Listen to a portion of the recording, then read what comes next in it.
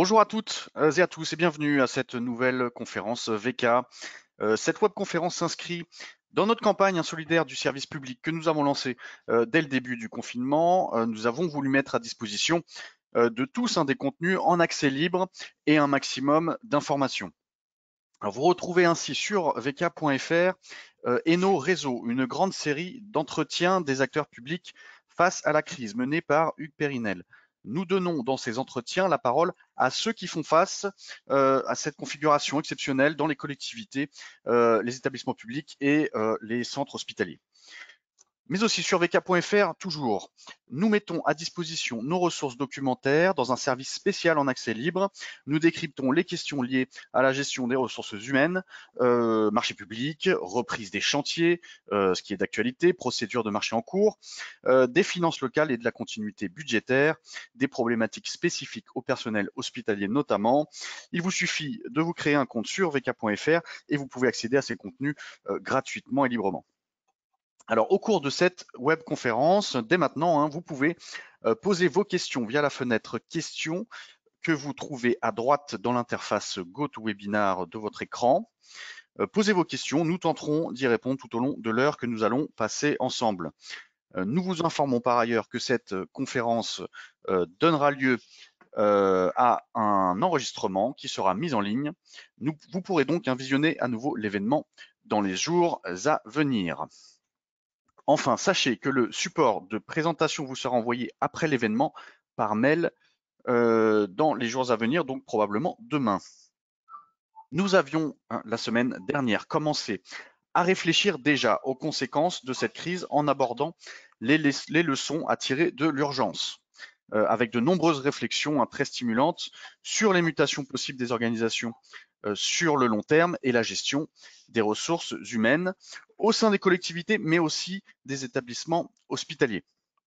Nous avons basculé cette semaine dans l'horizon de l'après et cette date pivot du 11 mai, début du déconfinement qui doit être et sera progressif dans le temps et la géographie.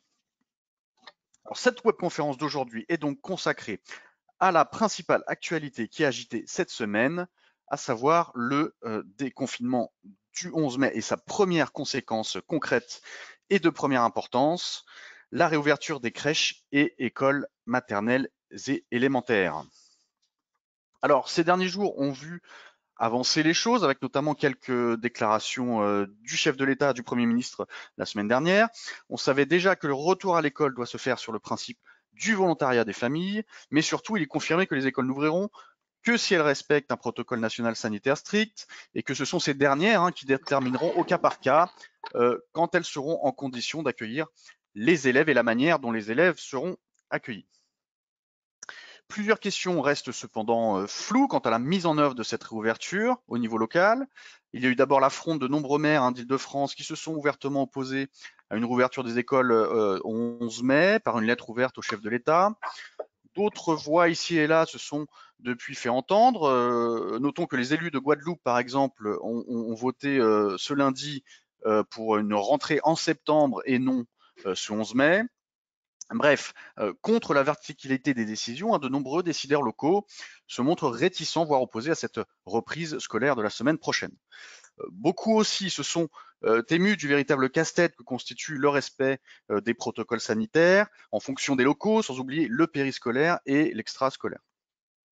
Notons également le bras de fer au Sénat entre gouvernement et les sénateurs, représentants des élus locaux, sur la protection juridique des décideurs locaux, élus locaux et cadres, acteurs de la mise en œuvre du déconfinement, le Sénat ayant voté une exemption de responsabilité juridique des élus et décideurs locaux sur ce sujet. On reviendra sur toutes ces dispositions. Alors, comment accueillir les élèves et respecter les mesures sanitaires définies par les protocoles? Comment adapter les recommandations nationales aux réalités locales? Quelles responsabilités et risques juridiques encourus? Voilà quelques questions parmi tant d'autres que nous allons aborder ensemble. Et pour tenter d'y répondre, nous éclairer sur ces sujets, nous avons le grand plaisir d'avoir avec nous deux intervenants que je remercie d'ores et déjà d'être avec nous, de nous faire le plaisir de leur présence. Tout d'abord, monsieur Emmanuel Catio, vous êtes directeur général des services à la ville de Savigny-le-Temple en Seine-et-Marne, ville qui fait partie de l'agglomération Grand Paris Sud. Vous avez une longue expérience en direction générale au sein de plusieurs collectivités. Vous avez commencé votre carrière dans la filière animation et dans le périscolaire. Vous avez notamment participé à la création et été rédacteur en chef du magazine mensuel Acteurs de la vie scolaire. Bonjour, cher Emmanuel. Bonjour, bonjour Julien. Bonjour Avec Eric. nous également Maître Éric Landau. Vous êtes avocat au barreau de Paris, avocat fondateur et associé du cabinet Landau et associé. Vous êtes spécialiste du droit public et privé des collectivités locales. Vous rédigez régulièrement articles et ouvrages de référence pour le secteur public notamment. Bonjour, cher maître. Bonjour à tous, merci. Alors, je me tourne tout d'abord vers vous, Emmanuel Catio, pour entrer au cœur de notre sujet. Alors, le président a déclaré hier souhaiter, je cite, une bonne rentrée plutôt qu'une rentrée en nombre. Alors, qu'est-ce qu'une bonne rentrée? Comment s'organise-t-elle? Vous souhaitez tout d'abord peut-être passer en revue les différentes recommandations et protocoles sanitaires diffusés pour une mise en œuvre efficace et réussie. On rentre par la partie un peu technique qui effectivement nous laissera penser que on gère une école comme un hôpital, c'est-à-dire un protocole sanitaire. C'est pas aussi simple que ça, mais évidemment il faut en parler puisque les protocoles sanitaires étaient attendus. Protocole sanitaire dont la version définitive est arrivée ce week-end avec des fiches thématiques. Ces fiches thématiques étaient cruciales puisque il faut un référentiel. On a besoin de référentiel dans cette reprise. C'est pas une rentrée scolaire au sens classique du terme. C'est une reprise dans un cadre de déconfinement progressif, dans un cadre de confinement, puisque le confinement pour beaucoup de monde restera la règle au niveau des salariés. Pour autant, pour reprendre le travail, un certain nombre de parents ont besoin que les enfants reprennent l'école et c'est probablement ça qui a motivé cette reprise, même si elle fait toujours polémique dans la communauté des élus locaux, avec des prises de position et puis des refus pour certains et d'autres beaucoup de questions, puisque la réalité, c'est qu'on nous demande de répondre à des questions alors qu'on gère l'incertitude. Alors, les fiches thématiques qui ont été diffusées par le ministère de l'Éducation nationale nous indiquent un certain nombre de sujets, le nettoyage et la désinfection, les sanitaires, l'accueil des élèves, les salles de classe, la gestion des circulations, la demi-pension, la récréation, les activités sportives et culturelles, l'enseignement spécifique et puis la thématique des personnels.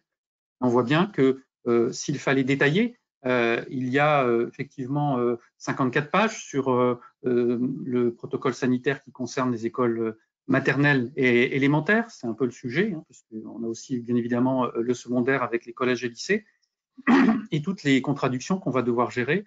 Et puis un enjeu essentiel, c'est quel risque on fait prendre au personnel, que ce soit le personnel enseignant et puis le personnel de la collectivité, puisque c'est pas le ministère de l'Éducation nationale qui gère les agents municipaux.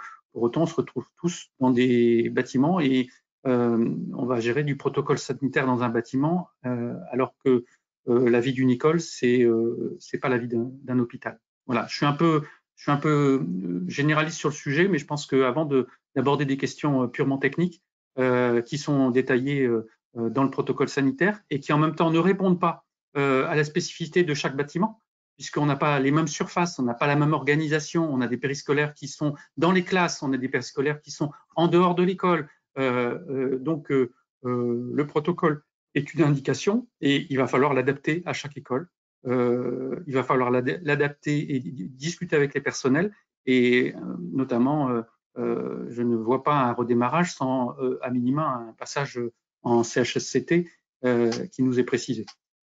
Alors d'autres organisations, AMF, France Urbaine, ont aussi produit leurs recommandations sur lesquelles les personnels peuvent s'appuyer.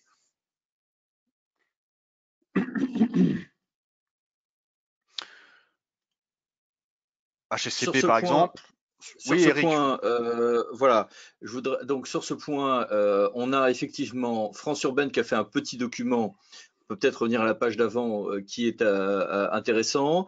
L'AMF a fait un document qui est aujourd'hui moins précis que le protocole de 56 pages, mais qui était antérieur et qui est complémentaire. Je voudrais attirer votre attention sur plusieurs choses. Bon, il y a un groupe de travail sénatorial qui a fait un travail tout à fait remarquable aussi. Je voudrais attirer votre attention sur plusieurs choses. Un, l'Académie nationale de médecine qui pose un certain nombre de règles, dont l'inutilité, selon elle, des prises systématiques de température à l'arrivée à l'école, au travail ou autre. Deux, le Haut Conseil de la santé publique, qui fait décidément un travail tout à fait remarquable, a remis bien avant le protocole, 3-4 jours avant, les conseils qu'on vous a mis ici. Et à ceci s'ajoutent deux autres choses qui ont été faites après le bouclage hier de ce PowerPoint. Un, une diffusion hier soir d'une circulaire. Alors, on est en d'autres temps, hein. Avant, on avait des circulaires avec des dates, des numéros de nord et des numéros de circulaire. Aujourd'hui, c'est une mise en ligne, ça s'appelle circulaire, mais il n'y a pas de date, il n'y a pas de numéro. Mais la date semble être le 4 mai, pardon, 2020, qui fait 19 pages et qui confirme un certain nombre de points. Je voudrais voir avec vous certains de ces points extrêmement rapidement. On a donc le fait que les enseignants qui assurent le service complet en présentiel n'auront pas à faire en plus l'enseignement à distance qui lui sera affecté. Ça ne concerne pas directement les communes, mais ça va quand même être important. Deuxième chose, le point de savoir si on n'ouvre pas les écoles est très discuté et on abordera tout à l'heure la question de savoir de ce que sont les pouvoirs du maire là-dessus, mais aussi ses responsabilités, avec là aussi des changements la nuit dernière.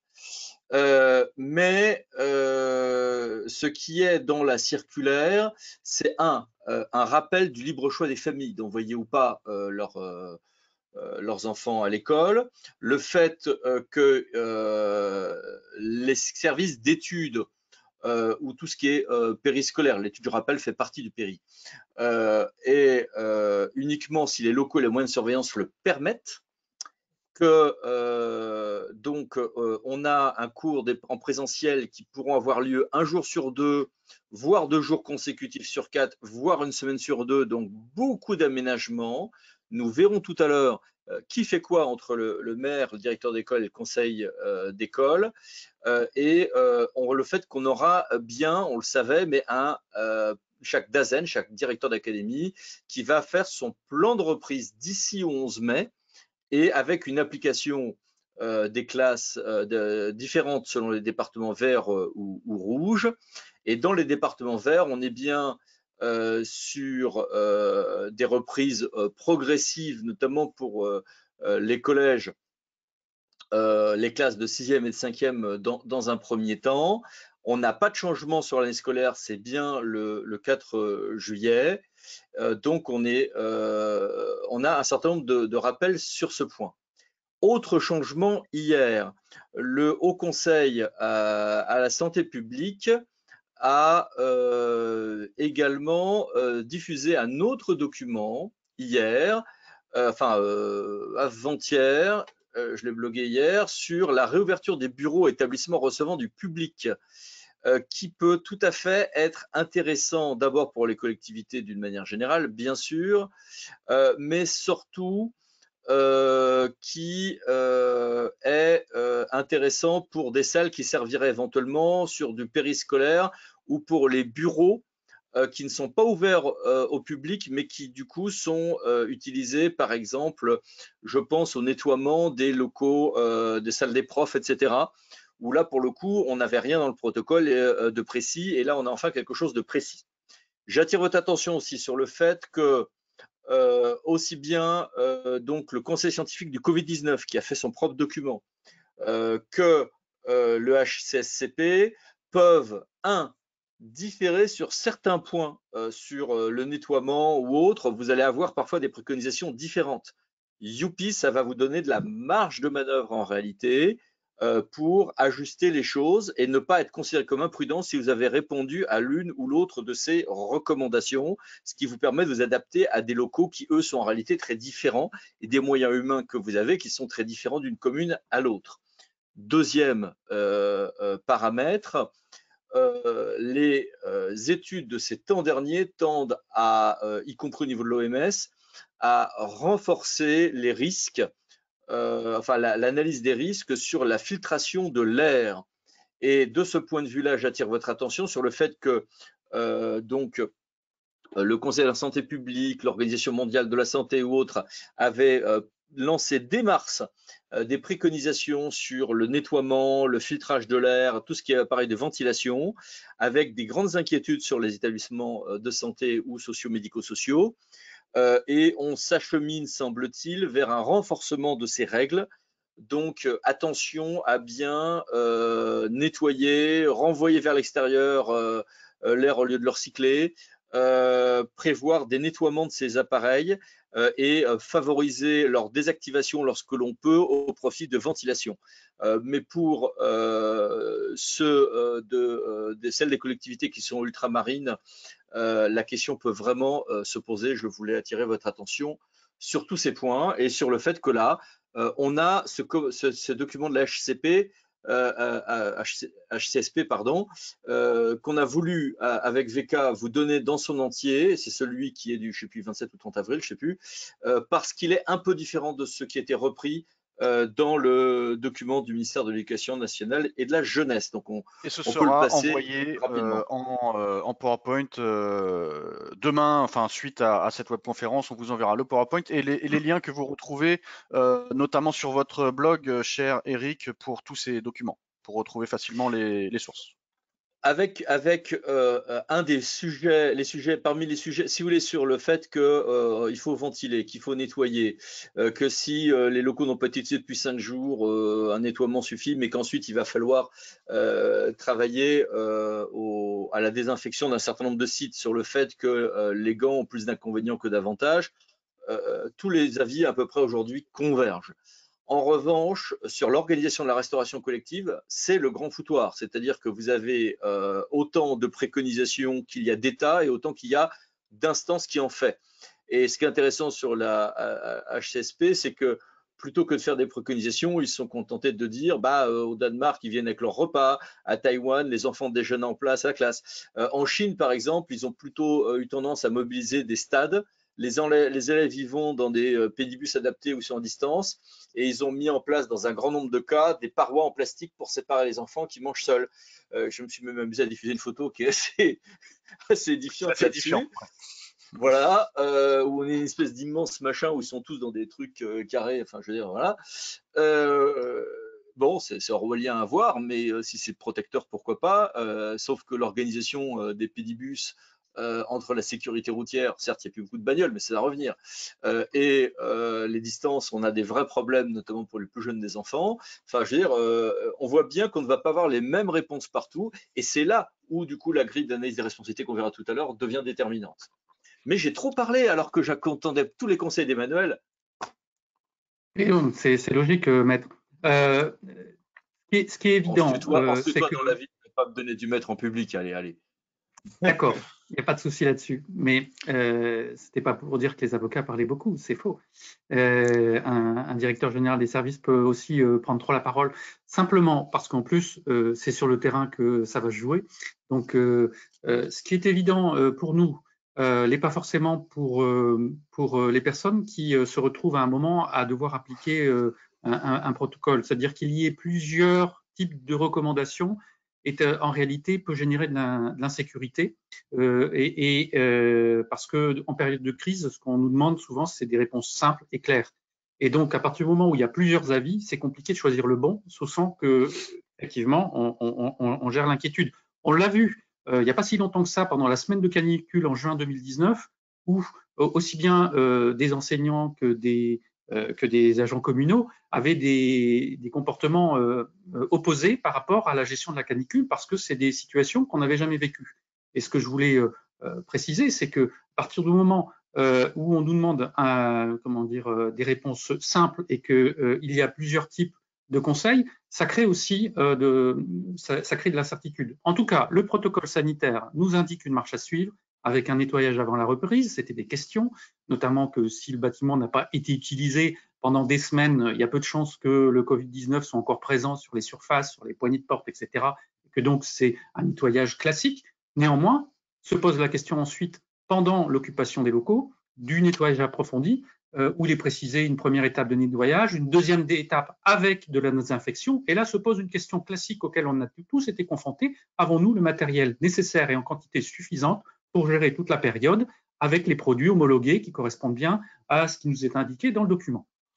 Et donc se pose la question des masques, et donc se pose la question du gel, et donc se pose la question des gants, se pose la question de la matérialisation au sol, se pose la question donc de la distanciation physique plutôt que sociale, parce qu'on a encore des relations sociales même avec une distance physique, et le personnel que l'on a, nous, à mobiliser, qui n'a pas de préconisation, n'a pas d'enfants à garder et qui est disponible. Et donc, l'un des éléments cruciaux dont nous n'avons pas la réponse aujourd'hui, c'est lundi, combien d'enfants rentreront à l'école pour les maires qui ont décidé effectivement que ça pourra bien démarrer lundi en concertation avec l'Éducation nationale. Et puis aussi, quels sont les profs qui seront alignés devant, excusez-moi l'expression, devant les enfants. Et tout ça va générer une organisation.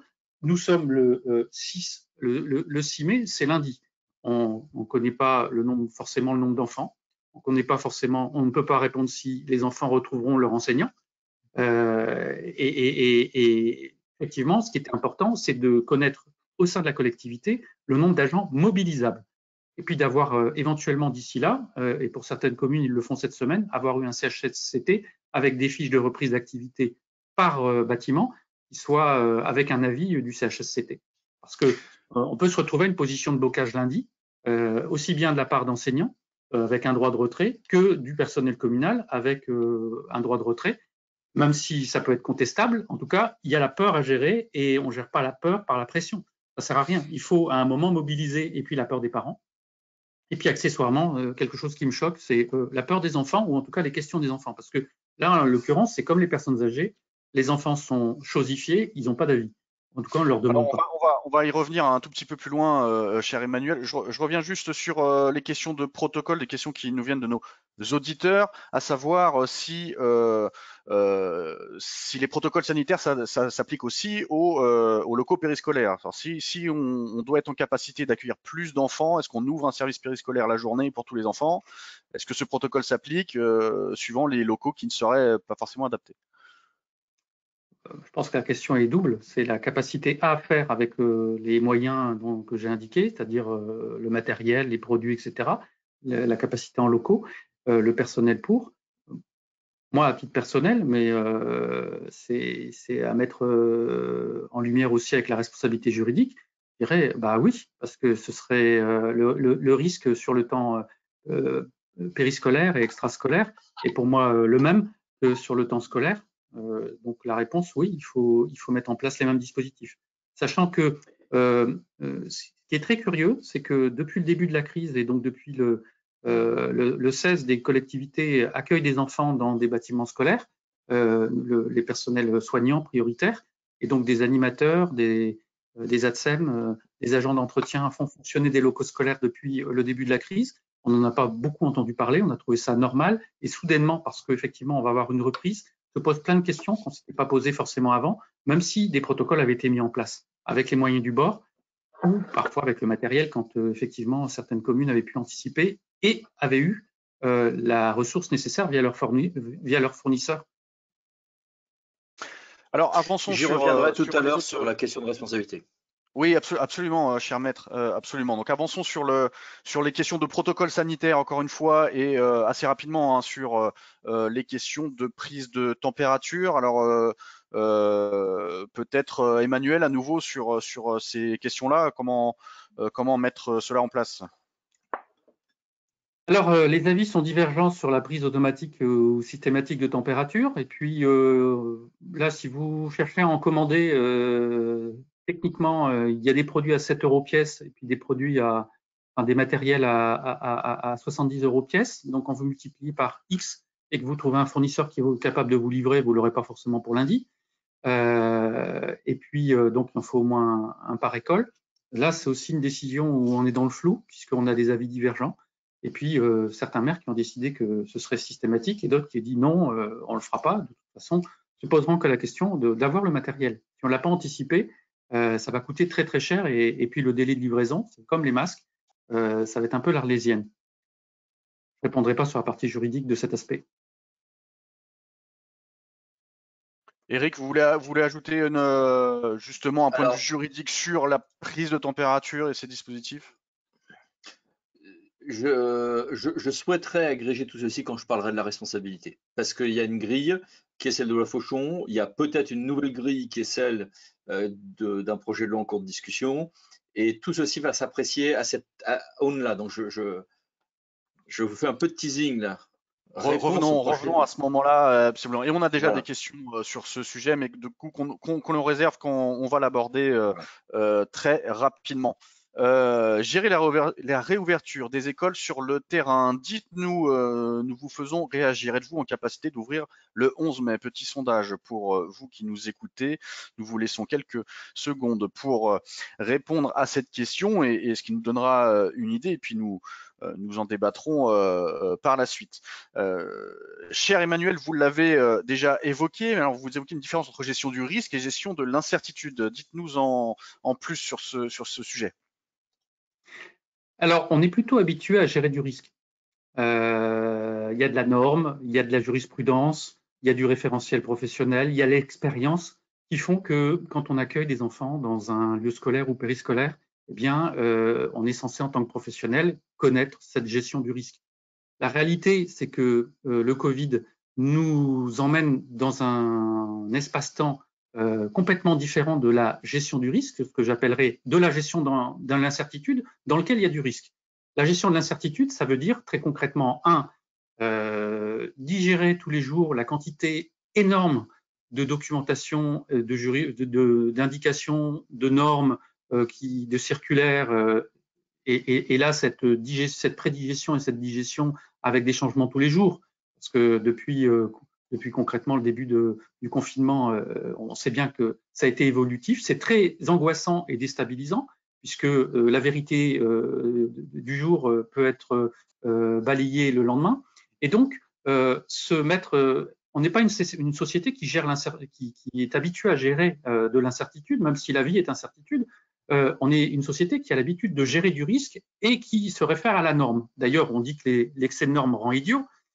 C'est un propos que je tiens souvent parce que ça ne fait pas appel à l'intelligence collective et puis à l'intelligence du terrain. Et c'est là où, effectivement, le début de mon propos était de dire on ne peut pas gérer une école comme un hôpital avec des protocoles d'hygiène beaucoup plus stricts et que ça ne se fera pas sans les adultes et sans les enfants. C'est-à-dire qu'il y a un moment d'adaptation, il y a un moment d'apprentissage, qui font partie des apprentissages de la vie, dans une situation qui était une situation impensée, c'est-à-dire cette gestion de pandémie, même si elle était possible, on savait que ça pouvait arriver. On n'a pas cette expérience-là en Europe et on a bien vu les différences de comportement entre les pays d'Asie qui ont vécu des pandémies et puis nous qui avons fait comme si ça n'allait jamais arriver. Tel est mon propos. Nous gérons de l'incertitude, ça veut dire que nos référentiels de travail doivent se baser un moment sur l'intelligence collective et pas attendre d'en haut que tout va arriver. Sinon, on ne fait rien. Alors, petit résultat de notre sondage, et dans cette incertitude, la majorité ne se sent pas prêt, pas en capacité d'ouvrir le 11 mai à 62%. Est-ce que cela vous surprend, cher Emmanuel? Qu'est-ce que cela vous inspire? Je pensais qu'il y aurait plus de non. Mais bon, aussi. On a des réalités de bâtiments, de sociologie de population, de territoire, etc., radicalement différentes. C'est pas la même chose d'être dans une intercommunalité rurale avec un ramassage en bus pour pouvoir aller dans l'école intercommunale que d'être en milieu urbain où il faut simplement aller à pied à l'école. Les moyens en termes de bâtiments, etc., ne sont pas du tout les mêmes. Bon, en tout cas, ça montre bien que le 11 mai est une utopie pour quasiment les 2/3 des sondés, et en tout cas une réalité concrète. Quand je dis une utopie en termes d'ouverture, ce qui vous avait été donné dans le calendrier par le président de la République. Et là, concrètement, pour 62% des participants, ça ne va pas ouvrir le 11 mai, ou en tout cas, on n'est pas prêt. Et on est le 6 mai. Comment gérer les inquiétudes de chaque composante de la communauté éducative et j'inclus votre réflexion suivante, c'est-à-dire que les valeurs éducatives sont-elles aussi des outils pertinents pour gérer cette crise? Alors, en réalité, on pourrait dire, et j'assume parfaitement ce que je raconte là, on n'est pas en urgence de reprise. Autant on était en urgence de confinement parce que c'était la méthode qui a été retenue dans les circonstances, étant donné notre moyen de préparation face à une pandémie. Être dans l'urgence pour réouvrir me semble contre-intuitif. Il faut réouvrir un maximum tout de suite pour que l'économie reprenne, certes, sauf que une école fonctionne pas comme ça. Une école, c'est une communauté éducative, c'est censé être un partage de valeurs, c'est censé être sur des valeurs d'écoute, de coopération, de pédagogie, de contractualisation, c'est-à-dire on discute, on se met d'accord et on met en œuvre. Et donc ce temps-là, il est indispensable. Et c'est pour ça que je disais, on fait pas repartir une école comme avec un protocole qui correspond à un protocole sanitaire et d'hygiène d'un hôpital, comme ça, parce que d'abord on n'a pas l'habitude, parce que les enfants qui sont au centre du sujet, à un moment, on les a oubliés, mais il va falloir prendre le temps avec les parents et les enfants d'avancer de manière volontaire et avec un protocole qui est connu de tous. Et il y a le temps de la pédagogie. Dire ça, c'est incompressible. Voilà pourquoi je dis qu'il n'y a pas urgence à déconfiner, même s'il faut déconfiner. Bien sûr, on est pour le déconfinement, c'est pas le sujet, mais ça se fait pas sans l'assentiment de l'ensemble des composantes et un accord de l'ensemble des composantes de la communauté éducative. L'éducation nationale ne peut pas seule le décider, la commune ne peut pas seule le décider. Et puis encore une fois, il y a les enfants. Les enfants, c'est le cœur du sujet. Voilà. Bon, sur la parole des enfants et des jeunes, peut-être comment les impliquer dans cette réouverture, contribution commune au déconfinement? Alors, comme les personnes âgées, ils sont chosifiés actuellement, c'est-à-dire qu'ils n'ont pas d'avis. Que ce soit dans les maisons de retraite, les EHPAD, on gère des chiffres effrayants. Et puis là, les enfants, il va falloir effectivement chercher à avoir leur adhésion. Et l'adhésion passera aussi par les parents. Et nous avons un enjeu, et notamment, il y a des choses qui sont, de mon point de vue, complètement contre-intuitives. Oui, effectivement, les enfants qui sont en difficulté scolaire, il faudrait qu'ils reprennent, mais ce n'est pas forcément ceux qui sont le plus structurés pour pouvoir intégrer tout de suite des contraintes beaucoup plus fortes qu'en période non confinée. Et donc, il faut aussi le soutien parental. Et donc, même si c'est une urgence sociale que des enfants puissent reprendre l'école dans certains cas, et même quand ce ne sont pas des enfants en difficulté, il y a des parents qui sont en difficulté quand ils sont tous les deux en télétravail avec des gamins, un gamin CP, etc., qui n'est pas autonome dans ses apprentissages. Il y a des parents qui ont jeté l'éponge et il ne faut pas qu'ils se culpabilisent. Et donc ça, on est confronté concrètement. Mais la parole des enfants et des jeunes dans la reprise me semble indispensable parce que leur adhésion à un protocole sanitaire va être indispensable parce qu'on ne pourra pas être uniquement dans la discipline parce qu'il y aura eu des transgressions, parce que c'est rigolo. Non, il faut qu'ils aient intégré ça. Et on ne peut pas mettre en difficulté les enseignants non plus face à des enfants qui ne seraient pas dans l'adhésion à ce protocole. Donc la parole des enfants et des jeunes est à travailler, est à recueillir. Et donc l'adhésion des parents à une reprise ne veut pas dire automatiquement, c'est un gage indispensable à l'adhésion des enfants quand ils vont arriver. Alors c'est possible, hein, les enfants sont capables de raison, parfois bien plus que les adultes, et de pas forcément céder à l'affolement, mais clairement, on est dans un impensé social de cette crise. Il faut que les enfants, effectivement, soient intégrés systématiquement à l'adhésion à la reprise. Merci, cher Emmanuel. Techniquement, ça nécessite aux professionnels de travailler là-dessus, évidemment, et ça passe par la parole. Merci. Passons réouverture au nom des écoles.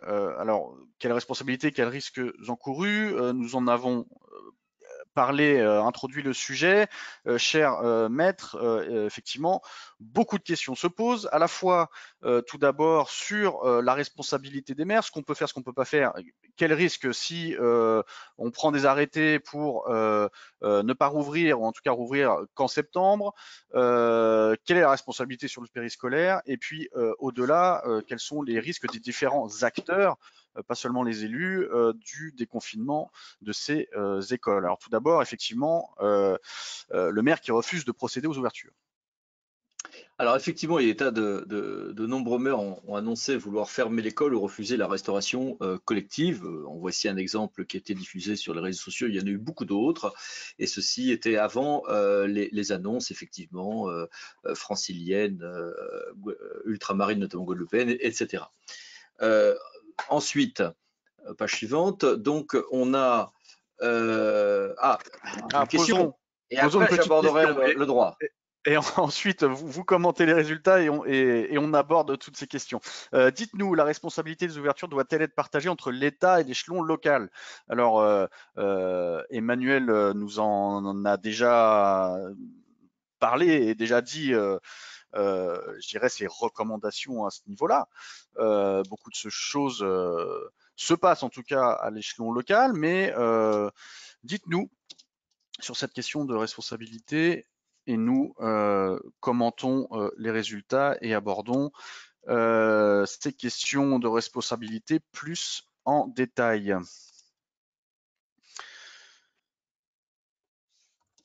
Alors, voyons les résultats de ce sondage dans un instant.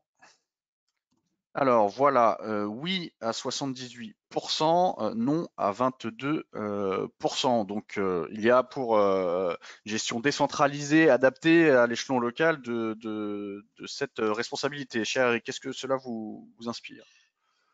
Alors, ça m'inspire plusieurs choses. Premièrement, qu'il y a un sens des responsabilités évident, puisque les gens prennent en charge, et beaucoup se disaient à peu près prêts. J'imagine que dans les zones où on est en urbain dense, qui est en rouge, on doit être sur des taux plus faibles.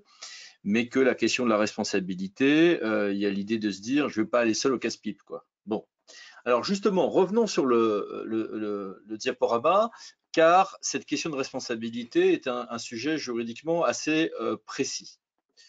Premièrement, il y a la question qu'on a évoquée tout à l'heure sur la pause méridienne, on a évoqué aussi la restauration collective, on a évoqué les études. Tous ces services publics sont juridiquement facultatifs, sauf aujourd'hui pour les enfants des personnels prioritaires, mais comme l'a dit Emmanuel, c'est pas nouveau, monsieur le DGS. Alors ensuite, le protocole sanitaire d'ailleurs final est relativement souple là-dessus, ce qui est une manière de dire flou. Deuxième chose, je peux aussi dire ouais, non, moi je ferme l'école. Si je ferme l'école, j'ai un petit problème juridique quand même.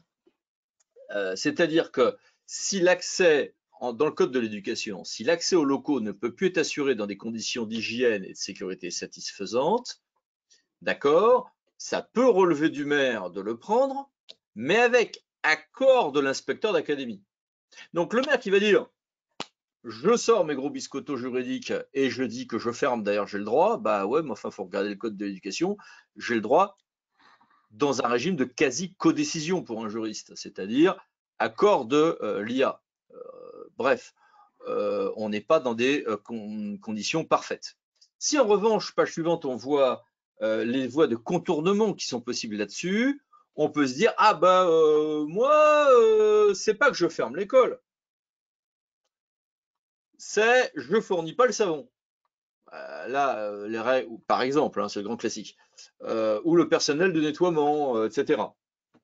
Ou j'incite mes personnels à utiliser leur droit de retrait. Là, la responsabilité va être très différente. C'est-à-dire que imaginez que je fasse pas ce qu'il faut au point que l'école fonctionne mais mal, alors là j'ai tout loupé parce que je vais avoir pas respecté les normes et néanmoins si l'école ouvre, les familles risquent d'avoir des cas de contamination des cas de mauvaise gestion d'une urgence quand un enfant est diagnostiqué ou un adulte est diagnostiqué. C'est plus sur les adultes qu'on a des craintes, bien sûr, parce qu'il y a plus de cas de mortalité. Et donc, on va se retrouver dans ces cas-là à avoir commis, nous, une faute.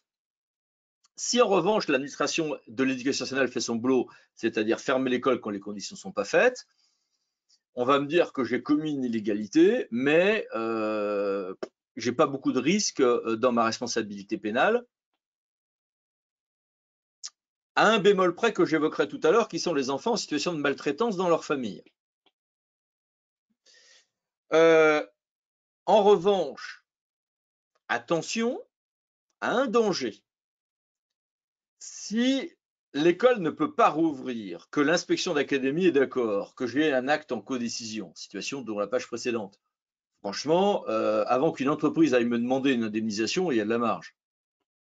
Dans le cas où je suis là, un maire dit « je ne fournis pas les conditions », alors que l'éducation nationale estime qu'on pouvait rouvrir en respectant peut-être une version stricte du protocole.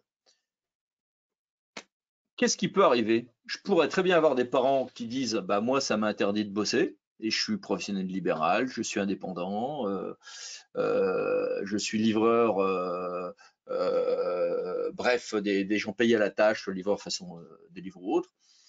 Et là, je demande indemnisation. » Deuxième hypothèse, l'entreprise demande indemnisation. Je suis une très grosse commune, et la grosse usine du coin dit, alors pas dans le contexte de l'urgence sanitaire actuelle, ça serait trop mal vécu, mais elle a 4 ans pour demander son pognon à l'entreprise. Hein. Donc dans 1 an ou 2, à propos, on va commencer à discuter. Moi, j'ai pas pu fonctionner, la perte de chiffre d'affaires était d'1 million d'euros, mais je suis gentil, je vous en demande que 10% au motif que votre erreur pouvait être un peu compréhensible. N'oubliez pas ce genre de risque. Il est peu probable, il n'est pas pénal, mais financièrement, il n'est pas oublié. Si on regarde ensuite à la page suivante, on peut aussi avoir une autre manière pour le maire d'agir. Oh, je vais sortir mes pouvoirs de police. Sauf que les pouvoirs de police en période de Covid-19, c'est très très important pour le préfet, mais les pouvoirs de police du maire ne sont calibrés, c'est l'arrêt commune de Sceaux du 17 avril que voici, dont tout le monde a parlé, et le Conseil d'État a été tout à fait constant sur ce point. Le maire n'a de pouvoir de police général en période de Covid-19 au nom du Covid-19 que pour répondre à des circonstances particulières propres à sa commune. Donc la plupart du temps, il y a eu des annulations, il y a eu quelques validations hein, sur le refus d'accueil de nouveaux arrivants dans les communes touristiques, par exemple, une décision du Stade de Grenoble il y a quelques jours. Mais ça veut dire que si vous dites je vais annuler, non pas au titre de ma compétence municipale, parce que là, il faut l'accord de l'IA, mais au titre des pouvoirs de police, ce qui est plutôt malin, il faudra trouver des circonstances particulières. Il ne faut pas dire « ah, je ne m'en sors pas ». Il faudra des circonstances particulières. Donc, si je suis une commune avec des circonstances particulièrement épouvantables ou que les agents ont utilisé le droit de retrait, etc., je vais peut-être pouvoir m'en sortir. Ça veut dire aussi que il y a des employeurs qui vont s'opposer en ayant le contournement par la coordination avec les syndicats sur l'usage du droit de retrait, évidemment, parce que là, le risque indemnitaire que j'évoquais tout à l'heure devient de 0. Mais voilà, mais non, je ne l'ai pas dit. Ensuite, la page d'après, c'est ceci dit, il faut comparer les risques. Le risque financier que j'évoquais tout à l'heure, il existe. Je ne peux pas ne pas dire qu'il existe, je veux dire, notamment sur un très gros employeur qui n'aurait plus rien à perdre. Je pense à un liquidateur d'une usine, par exemple. Vous voyez, il n'a plus rien à perdre, le mec, il demande du pognon. Voilà. Bon. Mais ce risque reste faible. Le risque d'annulation de la décision du maire de fermer l'école tout seul ou de l'arrêté de police du maire, oui, ok, ça reste juridique. Mais enfin, il y a des maires qui sont contents d'avoir ce genre de risque juridique. Ça leur permet de montrer qu'ils voulaient protéger la population, les agents. L'effet d'une annulation, même en référé devant le juge administratif, il y a des maires que ça traumatise, d'autres qui s'en moquent. À chacun de voir. Alors que le risque pénal que l'on va voir maintenant, d'une mauvaise gestion, n'est pas à sous-estimer. Il n'est pas si énorme que ce que je vois en ligne sur les réseaux sociaux, mais il n'est pas à sous-estimer. Et donc, vous le voyez, les chemins d'un refus de mise en œuvre de l'ouverture de l'école sont pas si énormes que ça, mais le risque de mal le faire peut conduire à prendre des décisions même illégales, on s'en fout, parce que vaut mieux ça que du pénal. Passons à la page d'après, justement, sur la gestion de tout ceci en pénal. Première chose, ne pas faire ce qu'ont fait certains maires. Et là, vous voyez l'exemple d'un maire qui envoie un mail pour inviter à une réunion dans une salle polyvalente de 360 personnes pour expliquer la sortie du confinement. Ce maire a intérêt à être dans une zone très verte où il n'y a pas un seul cas. Deuxième hypothèse. Ensuite, maintenant abordons les questions juridiques. Premièrement, qui va être en charge de cela? Eh bien, c'est la commune ou l'interco, selon qui a la compétence. Il s'est trouvé un DAZEN pour dire l'inverse à des réunions avec les maires, mais évidemment, le principe, c'est l'intercommunalisation, vos transferts de la compétence. Il y a des exceptions à cela sur les questions d'inscription scolaire et encore, mais non, c'est bien l'interco. Ensuite, on passe rapidement pour arriver à la question suivante qui est celle de la responsabilité. Donc là, de mémoire, il y a 1 ou 2 pages à passer. Allez, hop, on passe. Alors, ce qui veut dire, cher Eric, je Oui. résume, dans le cas d'une compétence intercommunale, si il y a volonté de fermer, enfin de pas ouvrir l'école, cela se passe au niveau de l'interco et non pas au niveau communal. Pour moi, il n'y a pas photo et c'est un point qui peut être très important. Pourquoi? Parce que une petite commune n'aura pas les mêmes arguments qu'une grosse interco quant à ses difficultés techniques. 2, le dialogue syndical n'est pas le même. 3, je peux avoir en interco un découpage de la compétence. Nous sommes en phase de transfert des compétences depuis la LOM sur le transport, mais en attendant les mouvements à venir, et notamment des délibérations à venir pour les communautés de communes, on a encore beaucoup de petits syndicats de transport scolaire, par exemple, qui peuvent très bien avoir une autre politique que la commune ou l'interco qui, elle, va gérer l'école. Vous voyez? Et là, on va se retrouver, mais alors, gros gens comme devant. Et puis, dernière chose, cela veut dire aussi que le maire peut avoir un pouvoir de police en n'ayant plus la compétence scolaire. Et là, on a une déconnexion entre les 2 éléments que je citais tout à l'heure. Alors ensuite, responsabilité, ça doit être la slide d'après ou celle encore d'après. Premièrement, voilà, il faut se souvenir que pour le quotidien, il y a des compétences respectives du directeur d'école, du conseil d'école, mais le conseil d'école a une partie de sa vie qui est suspendue par l'état d'urgence sanitaire, et la compétence municipale. Je voulais vous rappeler, dans le replay, vous pourrez prendre le temps de décortiquer ce tableau, mais j'accélère pour passer à la responsabilité. Sur la responsabilité, premièrement, il faut avoir à l'esprit que le A. Voilà. Posons cette question et ce qui va nourrir vos réflexions, cher Eric. Dites-nous, avez-vous peur pour votre responsabilité, quel que soit d'ailleurs le cadre de votre action? Dites-nous si vous craignez d'engager votre responsabilité. On a beaucoup de questions, hein, alors j'anticipe, hein, cher Eric, et vous certainement vous nous en direz plus. Par exemple, si le nettoyage est effectivement fait par une interco, s'il y a une épidémie au sein de l'école, la responsabilité est-elle engagée au niveau de l'interco, au niveau du maire de la commune qui a laissé ouvrir sa commune? Est-ce la responsabilité est-elle pénale?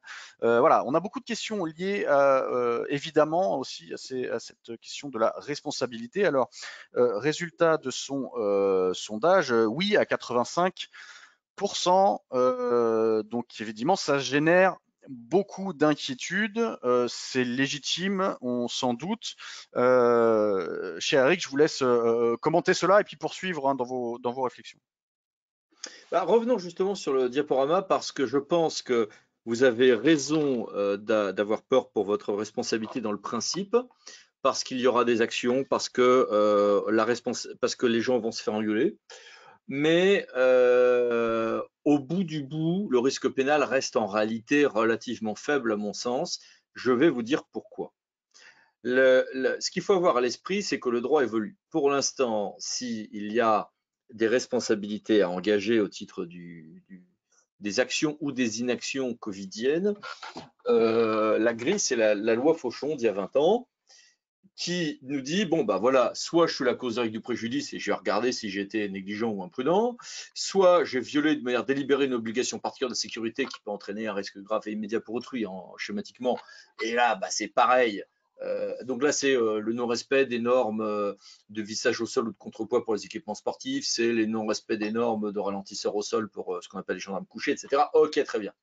Mais ce qui est nouveau dans la loi Fauchon, c'est dans les autres cas, si je ne suis pas la cause directe du préjudice, et si je n'ai pas violé une règle identifiée de sécurité, une norme obligatoire, prenons le cas des masques, il y a une distinction entre les normes AFNOR, ok, très bien, et les normes obligatoires.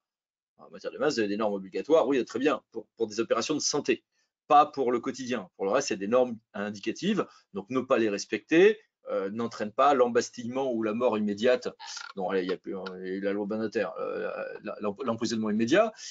On est dans des cas, dans le dernier cas, est-ce que j'ai des fautes caractérisées qui peuvent m'être reprochées?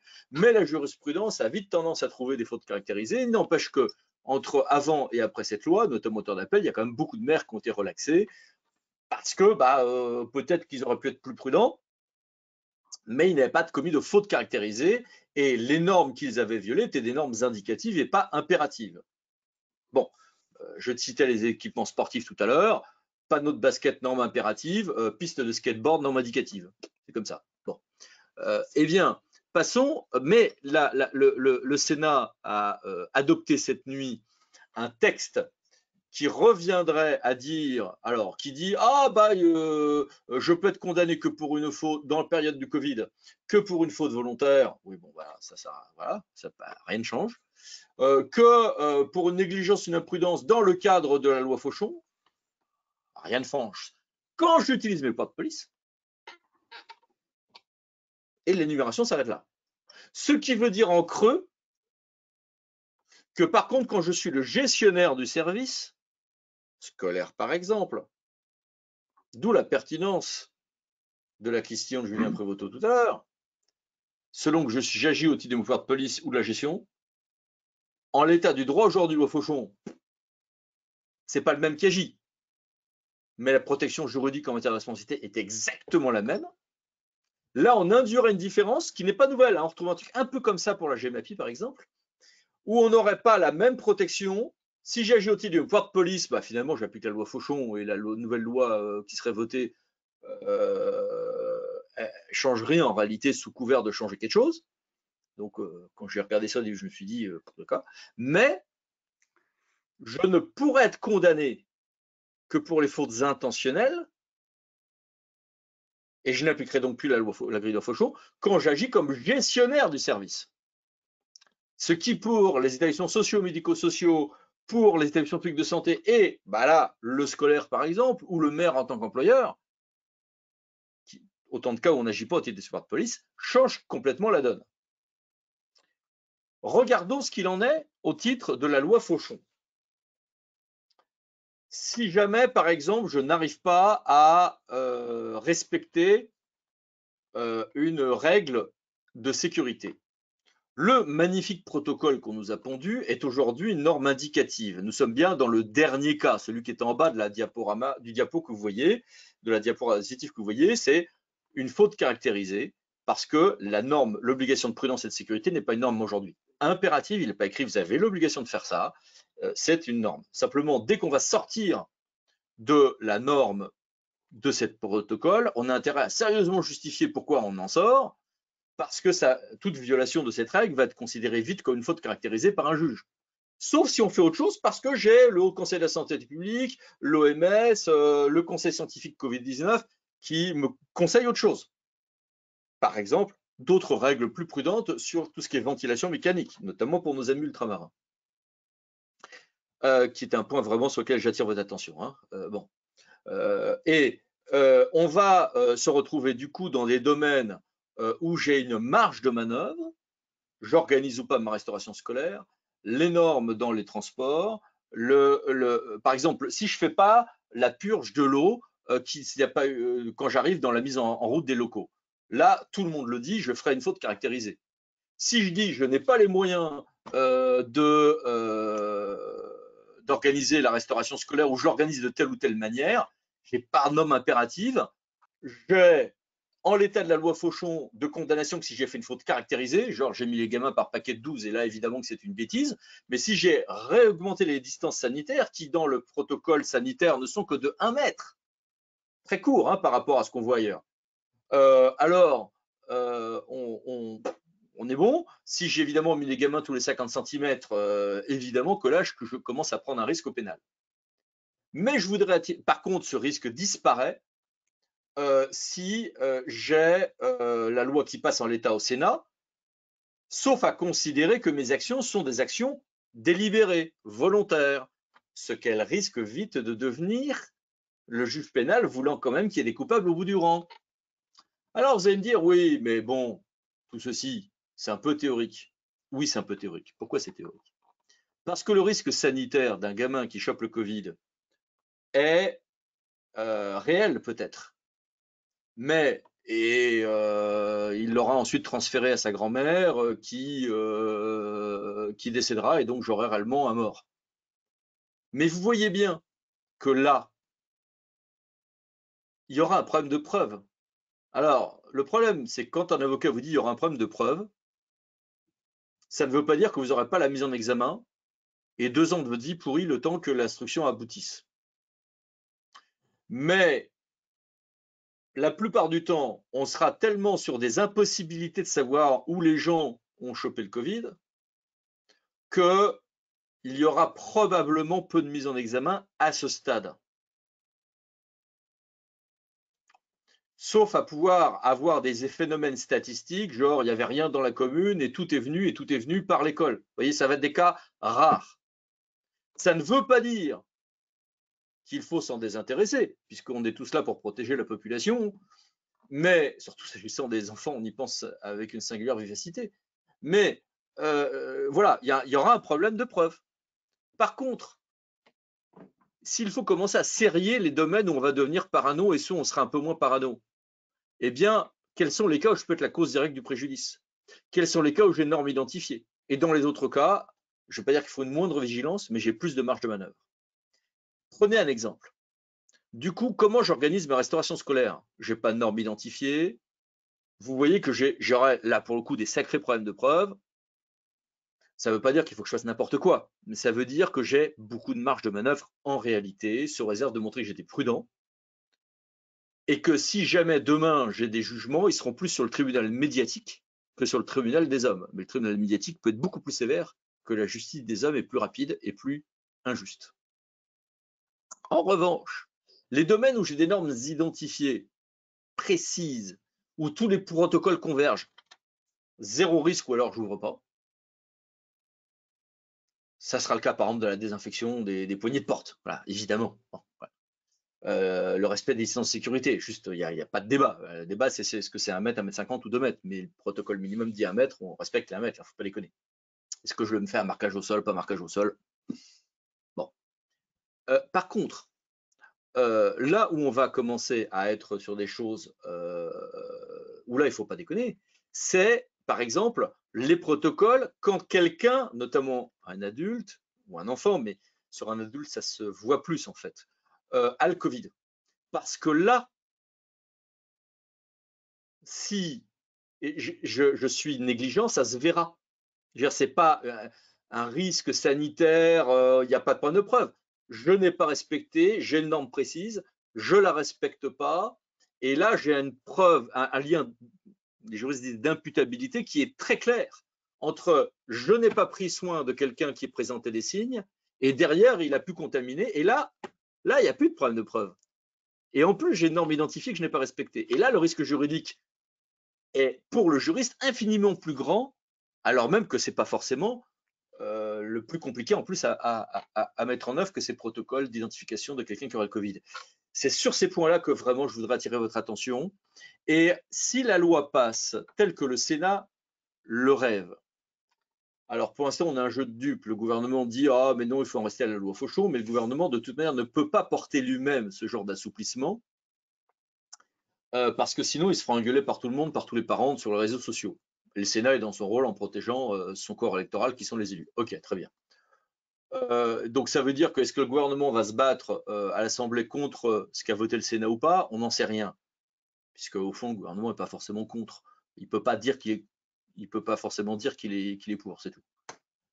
Mais n'oubliez pas ce qui s'est passé avec la loi Fauchon il y a 20 ans. La loi Fauchon, notamment dans les débats parlementaires, était très claire sur le fait qu'il fallait que la faute caractérisée soit une faute vraiment très grave pour entraîner la responsabilité des prévenus. Et finalement, le juge a donné des coups de vis plus durs contre les gens qui avaient commis des infractions de négligence ou d'imprudence qu'on ne le supposait initialement. Donc même si la loi passe telle que le Sénat l'a rêvé et voté hier, restez bien dans un sentiment d'une absence d'impunité parce que le juge sera là pour donner le contenu qu'il voudra bien donner à cette loi quand bien même elle passerait. Merci, cher Eric, parce que c'était très très important ce que vous venez de nous dire. Alors, il est midi légèrement passé. Nous allons prolonger un petit quart d'heure, pas plus parce que nous ne pourrons pas, mais prolongeons un petit peu puisque c'est important de finir nos développements. Et j'aimerais qu'on fasse une petite session de questions-réponses à la volée, puisque nous avons énormément de questions à la fois d'ordre juridique et également pratique, donc qui sollicitera nos deux intervenants. Donc concrètement, Eric, ce que vous recommandez, c'est une vigilance maximale pour se couvrir d'une certaine manière. Oui. Vous identifiez les cas où vous pouvez être la cause directe d'un préjudice où il y a une norme identifiée, et dans ces domaines-là, vous appliquez une sécurité maximale, et si vous ne le pouvez pas, à la limite, mieux vaut fermer l'école. Fermer l'école, c'est soit avec l'accord de l'inspection d'académie, soit au titre de vos pouvoirs de police. Si vous le faites au titre de pouvoir de police, ça a des chances ou des risques de ne pas être légal, mais après tout, on s'en fout. Ou on contourne l'obstacle, et plutôt que de ne pas livrer le savon qui risque d'être considéré comme une faute de votre part et qui médiatiquement sera très mauvaise, il vaut mieux dans ces cas-là jouer la carte du droit de retrait des agents parce que ça ne pourra jamais vous être reproché et en accompagnant les agents dans leur droit de retrait. Mais dans ces cas-là, tout en expliquant bien ce qui se passe. Je voudrais attirer votre attention aussi sur un point, c'est que on ne sait pas si les parents maltraitants vont être ceux qui vont se débarrasser de leurs enfants en les renvoyant à l'école ou au contraire les garder pour pas qu'on voit les bleus qu'ils ont sur le corps. Je suis désolé d'être aussi cru dans ma démonstration, mais c'est la vérité. L'histoire nous tend à penser souvent que les parents maltraitants n'hésitent pas à envoyer leurs enfants à l'école, même quand il y a des traces, et qu'ils sont surtout dans le rejet et dans l'envie de se débarrasser. Et donc, il ne faudrait pas qu'il y ait un enfant qui devait aller à l'école, qui ne va pas à l'école et qui donne lieu à un matricide ou un parricide dans les jours qui viennent, parce que non seulement il pourrait y avoir un cas de responsabilité, mais même de sentiment de culpabilité pour les décideurs locaux concernés. Donc ça veut dire que ceux qui ferment les écoles doivent au minimum, pour leur responsabilité, pour les enfants, mais aussi pour ne pas vivre avec un calvaire de culpabilité dans les 10 ans qui suivent, essayer de faire ce qu'ils peuvent. C'est très difficile.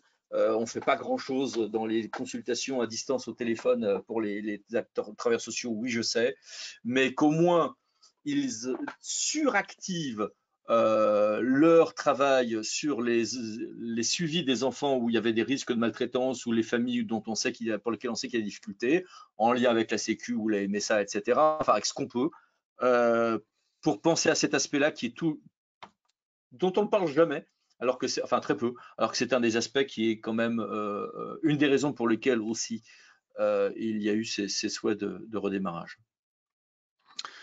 Merci, cher Eric. Emmanuel voulait dire un truc là-dessus. Oui, cher Emmanuel, et je rebondirai sur une question d'ailleurs qui est en lien. Je vous en prie, Emmanuel. D'une part, là, le signalement des enfants en danger ou déjà repérés, c'est un sujet qui a aussi fonctionné depuis le début du Covid, parce que les urgences sociales, elles, ne se sont pas arrêtées. Et donc là, il faut effectivement que les membres les professionnels se causent. Juste pour rebondir sur la notion de la gestion du risque, on a un exemple où on est un peu comme non pas dans un hôpital, mais on a des protocoles à respecter tous les jours. C'est évidemment la restauration scolaire avec les contrôles d'hygiène.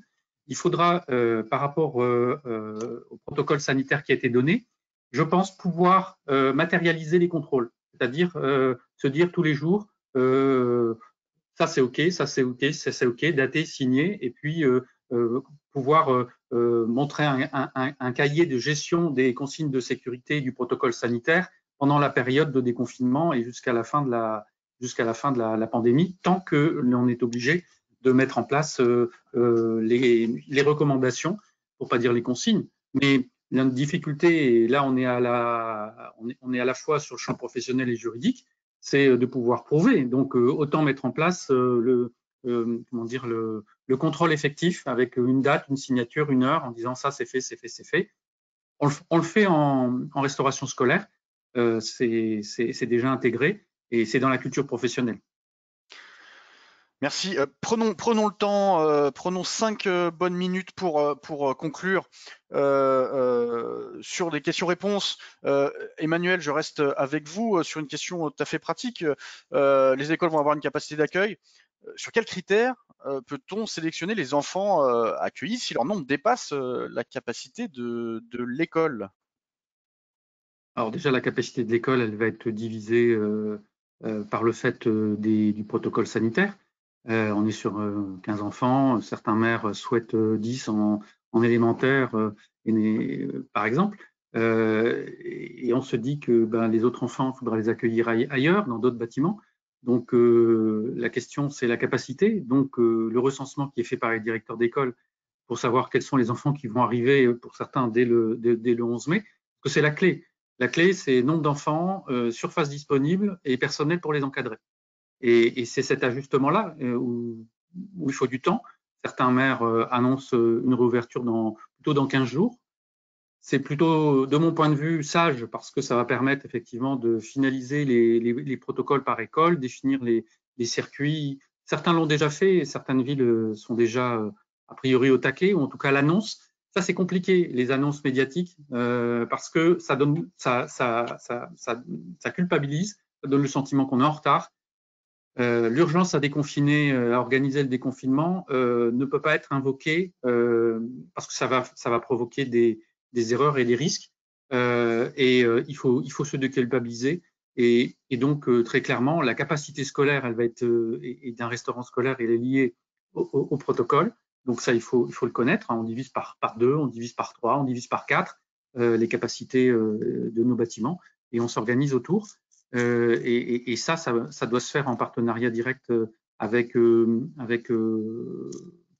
directeur d'école. Simplement, si on avait dit nous accueillons déjà les enfants des personnels soignants et nous allons progressivement accueillir les enfants des parents qui n'ont pas de solution avec la reprise d'activité de leur entreprise, c'était pas pareil que de dire qu'il fallait réouvrir les écoles. Peut-être que ça aurait mis moins de pression et on serait arrivé au même résultat. Merci. Autre question, cher maître, de nouveau sur la responsabilité partagée. Alors, vous avez donné des éléments de réponse, mais on a plusieurs questions ayant trait à qu'en est-il du périscolaire et de l'extrascolaire en termes de responsabilité? Entre en jeu aussi l'interco, hein, souvent sur ces domaines-là, et prolongement, qu'en est-il de la compétence et de la responsabilité sur les écoles privées?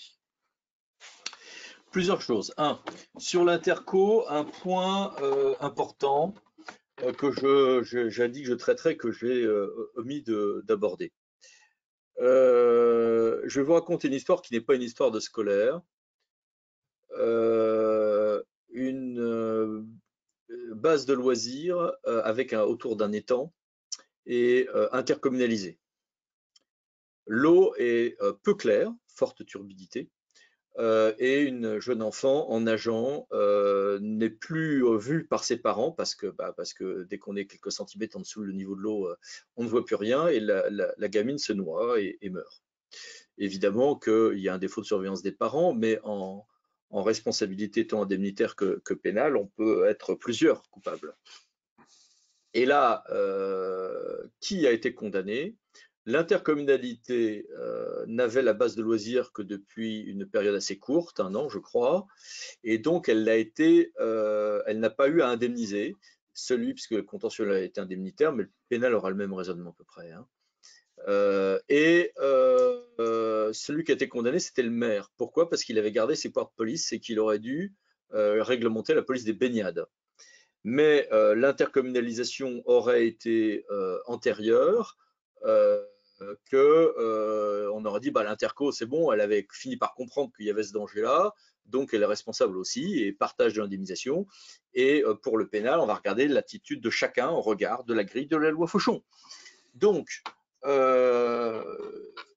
intercommunalisation égale intercommunalisation du risque.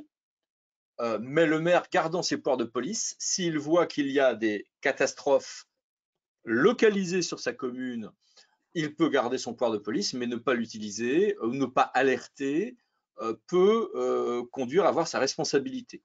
Et dans tous les domaines où on a eu des intercommunalisations avec maintien des pouvoirs de police, je pense notamment aux questions de crues et d'inondations avec la GEMAPI, on se retrouve avec des maires qui n'ont plus du tout les mêmes positions que celles de l'interco, puisqu'il est facile de prendre un arrêté de police pour alerter l'interco et lui renvoyer la balle. Ça, c'est le premier point. Le deuxième point, c'est sur le périscolaire. Attention, vous avez des normes impératives qui existent sur le respect en restauration des PAI, qui vont devenir très difficiles à gérer pour les allergènes notamment. Vous avez des règles sanitaires qui vont être très difficiles à respecter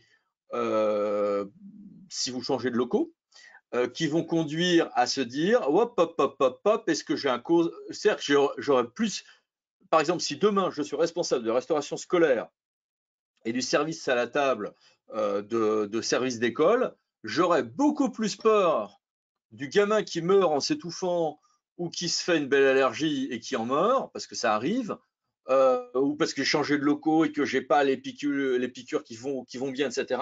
Ces risques-là sont beaucoup plus grands, beaucoup plus identifiés. C'est des cas où, en plus, quand il y a un accident, j'ai pas de respect des normes. Voilà, j'ai pas chauffé le steak à 66 degrés. Enfin, tous les respects des règles qu'on connaît tous par cœur. Et tout d'un coup, je les respecte plus. Et là, mais boum, on n'est pas protégé par la loi Fauchon. Je suis soit la cause du préjudice, soit j'ai violé une règle de sécurité identifiée, boum, je suis très mal. Pareil pour les taux d'encadrement périscolaire, je n'ai pas de dérogation aujourd'hui sur le taux d'encadrement. Donc, si je ne peux pas respecter le taux d'encadrement, zéro risque, point, c'est tout. C'est un service public facultatif, sauf pour les accueils des enfants des personnels prioritaires, parce que là, j'ai une norme identifiée désormais. Pour le reste, je ne prends pas de risque. Dès que je suis dans les autres domaines qu'on vient d'évoquer, je n'ai pas de norme identifiée, je fais ce que je peux. Accessoirement, s'il y aura un problème de preuve, s'il y a une contamination, bon, il n'y a rien de choquant à ce qu'on fasse son possible à ce stade-là. Alors, ça peut sembler cynique, mais c'est le boulot de l'avocat que de graduer les risques selon la dangerosité que vous encourez. Je suis d'accord sur le fait que les risques déjà identifiés sont plus difficiles à contrôler en période de désorganisation, on va dire. Parce qu'en plus, on peut confier les enfants à des adultes qui ne les connaissent pas. Les enfants ne vont pas forcément face à leurs professeurs, parce qu'il y a des professeurs qui ne seront pas présents pour des raisons de risque ou même de garde d'enfants. Et puis, pareil pour les personnels communaux, peuvent se retrouver avec des enfants qui ne connaissent pas, et on peut avoir une erreur d'information sur un risque alimentaire, c'est-à-dire les allergies, etc., qui peut être dramatique. Donc oui, on a ces risques-là qui disparaissent pas avec cette organisation qui pourrait paraître plus souple, plus floue, mais comme chacun sait, le flou peut rendre flou. Et donc là, il y a une vigilance accrue sur les personnes déjà à risque. 90% de ce qu'on a à faire, ça correspond à des domaines où on n'a pas de normes identifiées. Et donc, si on reste sur la grille de la loi Fauchon, on n'aura de responsabilité que si on n'a pas de faute caractérisée. Donc, creusez vos méninges domaine par domaine pour vous dire qu'est-ce que je pourrais faire comme mesure qui réduira le risque, ce qui est bien. Et là, c'est pas cynique, c'est sur du risque, mais qui fait qu'en cas d'accident, je n'aurais pas été négligent ou imprudent. Il suffit pas. L'inconvénient des protocoles, c'est qu'on les applique. Mais du coup, on oublie d'être intelligent sur le reste, parce que dès qu'on a un guideline, un truc comme ça, on se met tous en mode bah, je suis le truc. Checklist. Il faut penser au reste. Prenons un exemple. On ne vous dit pas d'aller recenser dans vos agents ceux qui ont des pathologies qui, s'ils chopent le Covid, sont des pathologies aggravantes. Et entre le secret médical et autres, évidemment, vous n'allez pas imposer à vos agents de signaler ces pathologies qui sont les leurs, qu'ils n'ont pas de raison, d'obligation en tout cas de vous donner. Mais en lien avec, Emmanuel le disait tout à l'heure, CHSCT, etc., et les acteurs, n'hésitez pas à dire, écoutez, allez voir un praticien de santé si vous pensez que la réouverture vous fait encourir un risque particulier au regard de pathologies que vous auriez par ailleurs. Pareil pour ceux qui sont au bord de la retraite en termes d'âge. Le quinquagénaire que je suis peut se permettre de commencer à parler de ces choses-là sans que ça soit discriminant. Et dans ces cas-là, si un agent qui avait une pathologie qui fait qu'il y a un problème avec le Covid, particulièrement qui fait de lui un cas plus à risque, eh bien, si cet agent a un problème, vous pourrez dire que vous n'avez pas commis de faute caractérisée, vous aurez réduit le risque, vous pourrez dire juridiquement que vous n'avez pas commis de faute caractérisée, et psychologiquement, vous culpabiliserez moins. Super. Il faut, en plus des protocoles, avoir cette mentalité-là. Quelles sont les normes identifiées? Obligatoires. Quels sont les cas où je peux être la cause directe du préjudice? C'est rarissime. Et dans les autres cas, allez, tiens, qu'est-ce que je pourrais faire comme prudence qui ne coûte rien, mais qui n'est pas idiote? Et n'hésitez pas à faire participer les agents à ça. Réduisons ensemble le risque. On se fait un débriefing parce qu'ils vont apprécier que vous ayez cette démarche. Elle vous protégera, elle protégera les enfants et les membres de la communauté éducative, comme on dit dans ce monde-là. Et en plus, s'il y a une catastrophe, vous serez bien content de la refaire, y compris en réalité pour votre vie psychologique. Merci, cher Eric. Nous sommes particulièrement en retard, donc on va clôturer. On va prendre une toute dernière question très pratique parce que vous avez parlé du CHSCT. Comment le réunir en cette période de confinement et particulièrement pour les petites communes, Emmanuel? C'est possible de faire des réunions en visio quand ça s'organise, et puis on peut organiser des réunions en présentiel en limitant le nombre de personnes et en respectant les distances physiques dans une plus grande salle. Donc, c'est tout à fait possible aujourd'hui de le réunir en respectant les consignes qui nous ont été données et en mixant les deux aussi. Dire si à un moment il faut réunir plus de monde, on peut avoir un mixte en présentiel et en distanciel. Et j'insiste sur le terme de communauté éducative. On a, je pense, intérêt, groupe scolaire par groupe scolaire, que les parents élus donnent un avis et des fiches, puissent les lire comme les syndicats, comme les représentants du personnel, les représentants des parents d'élèves sont des acteurs de la communauté éducative. On ne pourra pas faire sans eux parce qu'effectivement, la pression psychologique, elle baisse quand tout le monde est au courant. Et puis en cas d'accident, là aussi psychologiquement, c'est un peu plus facile à gérer. Il n'y a pas d'école sans communauté éducative, donc on ne pourra pas gérer la crise sans elle. Merci, cher Emmanuel. Sur les écoles privées, je n'ai pas répondu. Les écoles privées vivent dans leur coin. Elles appliquent leur vie dans leur coin, elles s'organisent comme elles le veulent et le peuvent. Et donc, les responsabilités organisationnelles dont nous parlons sont transférées à l'école privée. C'est un souci en moins. Sauf évidemment si vous leur ouvrez certains de vos services périscolaires, notamment la restauration, comme ça arrive. Mais dans ce cas-là, ils sont un usager comme les autres et doivent bénéficier d'égalité de traitement. En revanche, une question qui pourra se poser, c'est est-ce qu'on pourrait donner lieu à une augmentation du forfait élève si vos dépenses ont augmenté en raison du Covid-19? La réponse étant, a priori, en théorie, oui, sur la part fonctionnement. Alors, Emmanuel, pour terminer, oui, sur les écoles privées, il y a forcément, en cas d'accident, un transfert de responsabilité sur, par exemple, le président de l'association, et vis-à-vis des parents et vis-à-vis des salariés de l'association. Donc, Moi, le conseil que je donnerais, c'est d'appliquer les mêmes protocoles. Très bien. Débat parlementaire en cours, cher Eric. Est-ce qu'on C'est ce attend que je d'autres disais tout à choses? l'heure. C'est C'est ce que je ça. disais tout à l'heure sur la. C'est le nouveau petit 2 de l'article 1 de la loi de prorogation de l'état d'urgence sanitaire. Ça passe à l'Assemblée nationale aujourd'hui. Ça a été voté la nuit dernière au Sénat. Tout est en ligne. Très bien. Eh ben, merci pour ces informations tout à fait complètes. Alors, nous arrivons au terme de cette webconférence. On a prolongé un petit peu et c'était, je crois, nécessaire. Il y avait beaucoup d'informations, beaucoup de questions auxquelles on a fait le maximum pour répondre.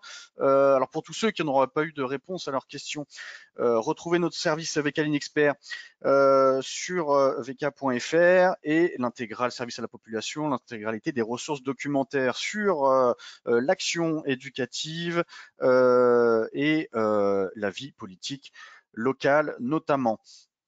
Alors dites-nous si vous souhaitez plus d'informations et nous vous ferons un plaisir de vous recontacter très rapidement.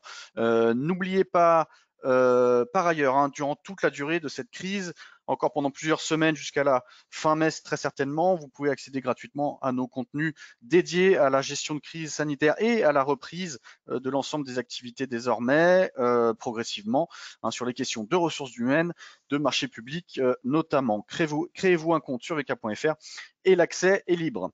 Et bien entendu, vous suivez toute l'actualité au quotidien sur notre site vk.fr. J'ajoute que vous retrouvez enfin les 10 minutes juridiques tous les 15 jours, l'actualité juridique en vidéo par et avec Eric Landau, avec un panorama de l'actualité juridique essentiel à ne pas manquer et un grand dossier. Cher Eric, le dossier de lundi prochain?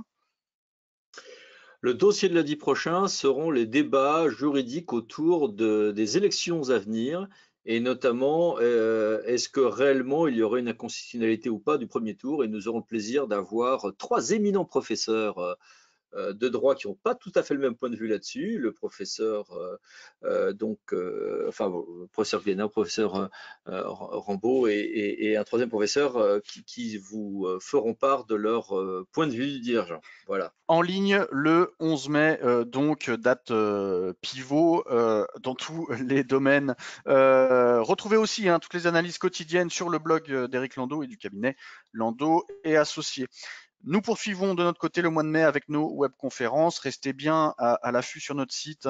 Sur l'onglet webconférences, vous retrouvez l'agenda en cours de construction pour les prochains rendez-vous à l'horizon de la deuxième quinzaine de mai et de début juin. Merci infiniment à nos deux intervenants d'avoir répondu à notre invitation et pour s'être rendus disponibles et d'avoir répondu avec leur regard avisé à toutes ces questions. Merci Emmanuel Catio et merci Maître Eric Landau, merci infiniment. Merci à Laetitia Ligo pour la réalisation à distance de cet événement une nouvelle fois. Merci enfin à toutes et à tous pour votre attention et participation. Souhaitons un déconfinement réussi, une bonne rentrée progressive à tout le monde et une rentrée réussie, une rentrée, on l'a compris, responsable d'un point de vue individuel et collectif. Merci à tous, à très bientôt sur vk.fr. Merci, au revoir.